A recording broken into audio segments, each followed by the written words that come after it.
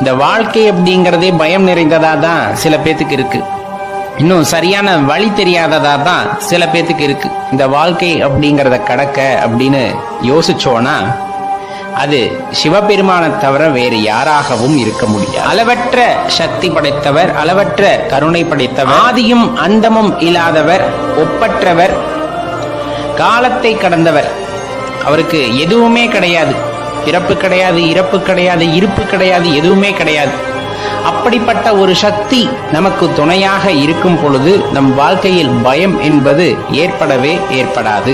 அதை நல்லா தெரிஞ்சு, நம்ம நினைக்கிற மாதிரி சிக்கல் வந்துடும், அவ்வளோ பிரச்சனை வரும், இவ்வளோ பிரச்சனை வரும், அதெல்லாம் ஒண்ணுமே இல்லை.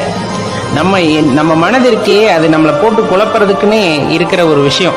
அது செம்மைப்படும் போது எல்லாமே தெளிவாகி விடுகிறது. அதே போல ரொம்ப முக்கியமா சொல்லணும் அப்படின்னா, எந்த விஷயத்துக்காகவும் பயப்படாதீங்க. பயம் அப்படிங்கிறது தேவையில்லாத ஒரு விஷயம்.